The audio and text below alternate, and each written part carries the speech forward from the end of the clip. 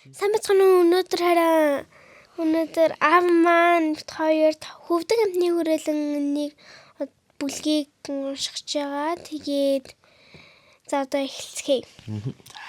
За хөвдөг амтны хүрээлэн гэдэг чинь. Нөхцөл байдал ба сонголт. Ноа хурай газар дээр бүхийг барихад хүмүүс түүнийг шоолон инээж байваа. Эзэн бурхны бүтээсэн дэлхий хүмүүсээр дүүрч эхэллээ. Тэд бол Адам Ева хоёрын хүүхдүүд болон ачзээ нар юм аа. Харамсалтай нь тэдний ихэнх нь бусдыг хайрладаггүй, бас эзэн бурхныг дагдаггүй, хорон муу юм хийдэг хүмүүс болвоо. Үүнд бурхан ихэд харуулсан гониглож байлаа. Гэхдээ тэр бүх хүмүүсийн дунд Ноа гих үнэнч сайн хүн байв. Тэр болон гэр бүлийнх нь бурхныг хайрладаг, бас зөв зүйл хийхийг хичээдэг байжээ. Тэд бусад хүмүүс шиг ширүүн муухай авиралдаггүй. Ээлдэг найрсаг хүмүүс юм аа. Ноа болон түүний гэр бүлийг харахтаа бурхан сэтгэл маш хангалуун байлаа. Модоор бат бих маш том усан онгоц барихыг эзэн бурхан нэгэн өдөр Ноагаас хүсжээ. Энэ усан онгоцыг бүхэй гэж нэрлэв. Үүнийг усанд хөөх боломжтой болгохын тулд үүнийг барьсан дүнц модныхоо завсар зайг ус орхооргүй болгон битүүлж дотор гадаргүй давирхайд гэж эзэн айлджээ. Ноа эргэн тойрноо нэгтлэн харлаа. Өөрийнх нь амьдардаг байшин хідэн чидүүн модл байсан боловч бүхээгийг хөвүүлж чадхаар ямар ч ус харагдсангүй. Ус хаанаас гарч ирэх юм бол урт хугацаанд хүчтэй адар бороо оруулж дэлхийг бүхэлд нь усаар бүрхүүлэх тухайгаа Ноад бурхан айлджээ.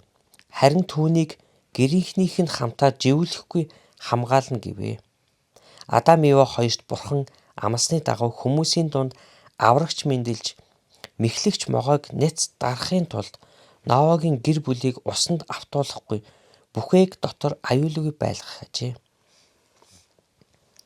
Гэрийнхнийг нь аврахыг бурхан хүссэн Ноа их баярлав. Бүх төрөл зүйлийн амьтад шувуудаас хоёрыг бүхээгт оруул гэж түүнд бурхан тушаав. Бас тэднийг хооллох хэрэгцээд хүнс хоолыг зэхэж бэлд гэжээ. Ноа дээшээ тэнгэр рүү ширтлээ. Гэвч ямар ч борооны үүл олж харсангүй. Тэгэхэд урд өмнө бороо юр орж байгаагүй үе ажээ. Хурай газар дээр том усан онгоц буюу бүхээг бариад эхэлбэл хүмүүс өөрийг нь шоолон инээж илэглэн доромжлон гэдгийг Ноа мэдэж байлаа. Одоо Ноа том сонголт хийх ёстой болвоо. Хэдийгээр ус борооны бараа огт байхгүй байсан ч бурханд дуулууртайгаар бүхээгээ барих уу? Эсвэл хүмүүс шоолуулахгүй тул бурхныг дагахаас татгалзан үгүй гэж хэлэх үү? Ноа ямар сонголт хийсэн гэж чи бодож байна? Тэр ойгоос дүнз мод бэлтгэж багаж хэрэгслээ гартаа аваад бурхны тушааснаар бүхээг барьж эхэлсэн юм. Тэгээд бүх амьтад шуудаас хосоор нь оруулжээ. 2 анааш, 2 сармагчин, 2 морь, 2 яст мэлхий гээл олон амьтад шувууд байсныг чи төсөөлж байна уу? Тэгээд гэрийнхэнтэйгээ бүхээгт оров.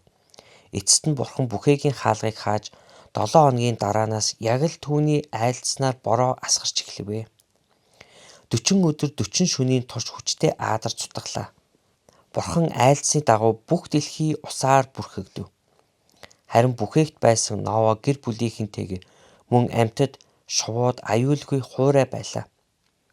Эцэстээ бороо зогсож нар дахин ээв.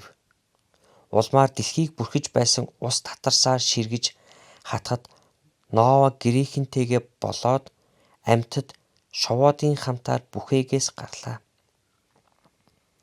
Энэ дэлхийг дахиад хизээч бүхэлд нь усан үерт автуулахгүй гэж бурхан амлаад тэнгэрт солонго татуулав. 7 өнгөөр алаглан нумарсан солонго борооны дараа харагддаг шүү дээ. Энэ бол хүмүүст өөрийн амлалтыг сануулж бурхны өгсөн тэмдэг билээ.